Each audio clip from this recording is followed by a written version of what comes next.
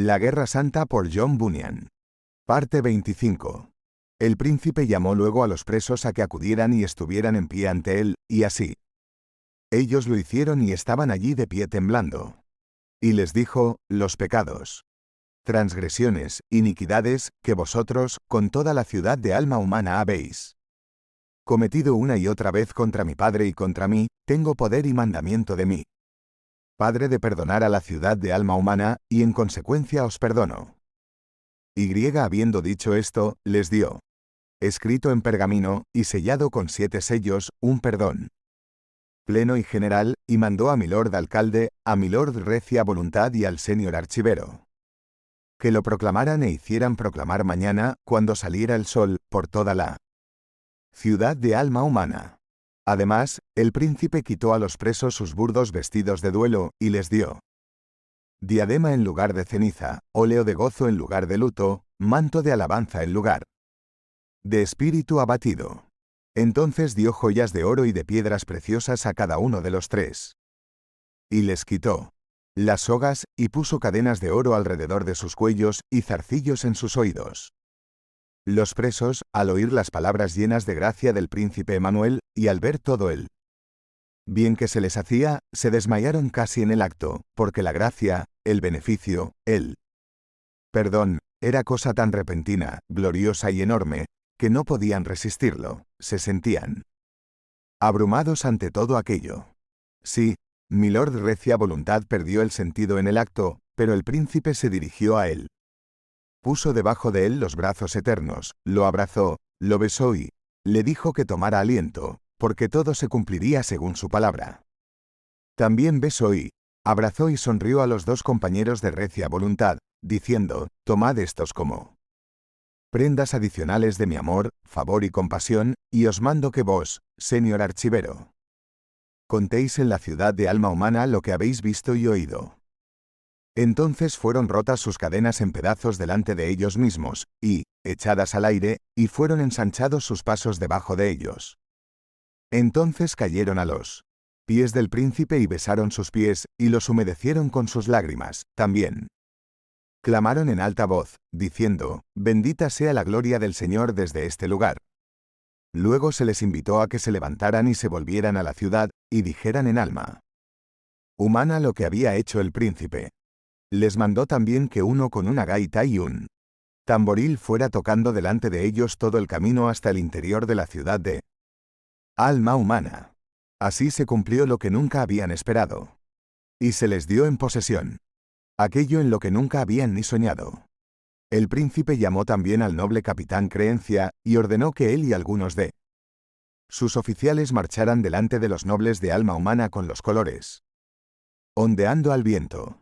También mandó al capitán Creencia que para el momento en que el archivero leyera el perdón general en la ciudad de alma humana, en aquel mismo momento marchara con los estandartes desplegados y entrara por la puerta del ojo con sus 10.000 siguiéndole, y que avanzara por la avenida principal de la ciudad hasta las puertas de la ciudadela, y que se posesionara de la misma hasta la llegada de su señor.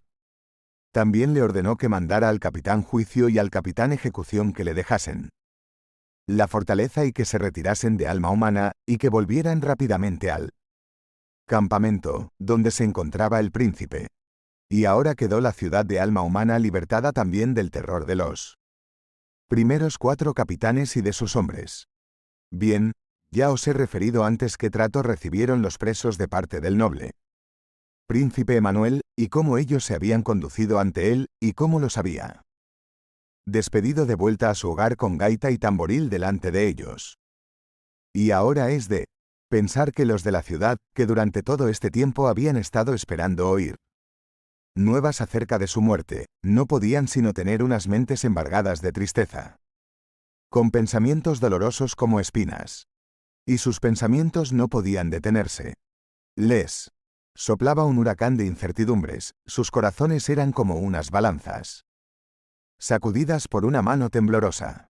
Pero al final, mientras iban lanzando miradas ansiosas por encima de la muralla de alma humana, pensaron que veían a algunos volviendo a la ciudad, y se llenaron de curiosidad.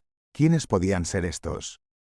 Al final, Distinguieron que se trataba de los presos, pero podéis imaginar cómo sus corazones quedaron sorprendidos y maravillados, especialmente al darse cuenta de con qué cortejo y honra eran devueltos al hogar. Habían ido al campamento de negro, pero volvían a la ciudad vestidos de blanco. Habían salido al campamento con sogas alrededor del cuello, ahora llevaban cadenas de oro, se habían marchado al campamento con los pies sujetos con grillos, ahora volvían con sus pasos ensanchados, habían ido al campamento esperando la muerte, pero ahora volvían de allí con certidumbre de vida, habían ido con sus corazones llenos de agobio, pero volvían con gaita y tamboril delante de ellos. De modo que, inmediatamente que llegaron a la puerta del ojo, la pobre y tambaleante ciudad de alma humana se aventuró a lanzar un grito, y un grito lanzaron que hizo que los capitanes del ejército del príncipe saltaran al oírlo. ¿Y quién podría reprocharles que gritaran así a estos pobres corazones, siendo que sus amigos muertos habían vuelto a la vida? Porque para ellos fue como vida de entre los muertos ver a los antiguos nobles de la ciudad de alma humana resplandecer con tal lustre. No habían estado esperando nada sino el hacha y el tajo, y en cambio lo que había era gozo y alegría, consolación y ánimo, y les acompañaba una música tan melódica que era suficiente para sanar a un enfermo. Al llegar, pues, se saludaron unos a otros con bienvenidos, bienvenidos. Y bendito sea el que os ha perdonado. Y añadieron, vemos que va bien con vosotros, pero, ¿cómo le irá a la ciudad de alma humana? E insistían, ¿le irá bien a la ciudad? A esto les respondieron el archivero y el lord alcalde.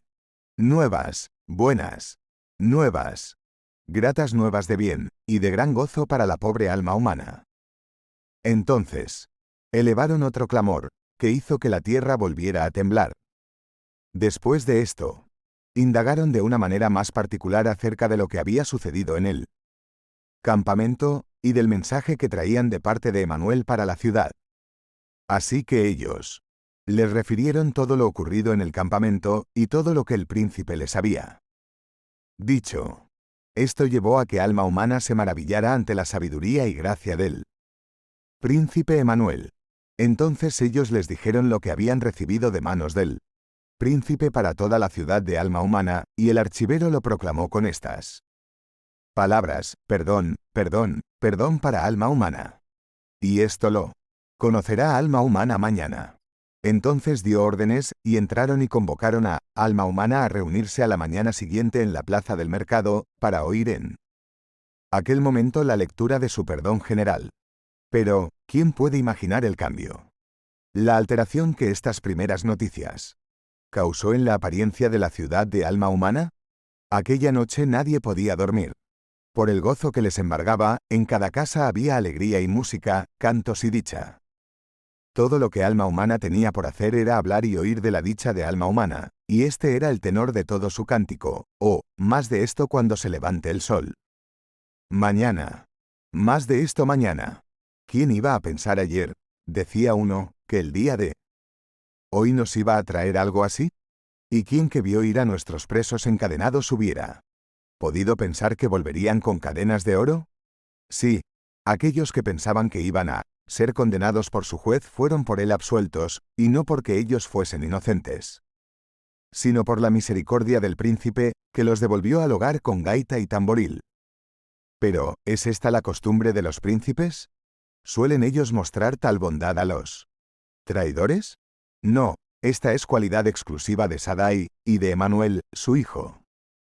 Se hizo de mañana, entonces el lord alcalde, el lord recia voluntad y el señor archivero acudieron a la plaza del mercado a la hora señalada por el príncipe, y donde les estaban esperando los ciudadanos, y al llegar allí, lo hicieron con los atavíos y la gloria con que el príncipe los había revestido el día antes, y la calle estaba alumbrada con la gloria de ellos.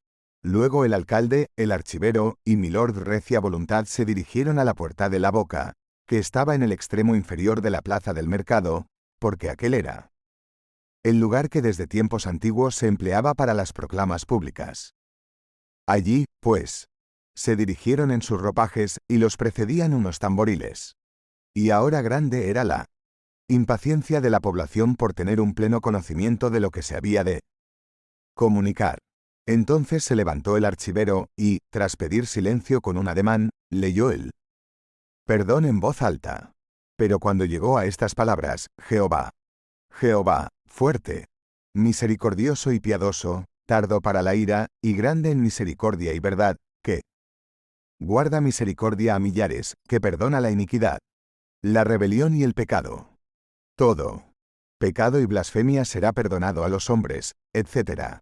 No pudieron resistir el deseo de saltar de gozo. Porque tenéis que saber esto, que esta proclamación tenía como objeto a cada uno de los naturales de alma humana, también los sellos del perdón eran un espléndido espectáculo. Cuando el archivero hubo terminado la lectura del perdón, los ciudadanos se precipitaron sobre las murallas de la ciudad, saltando y brincando allí de gozo, y se inclinaron 7 veces hacia el pabellón de Emanuel, y clamaron en voz alta de alegría, vitoreando, viva Emanuel para siempre. Entonces se dieron órdenes a los jóvenes de alma humana que hicieran tañer las campanas gozosamente. Y tañían las campanas, y la gente cantaba, y se oía música en cada hogar de alma humana.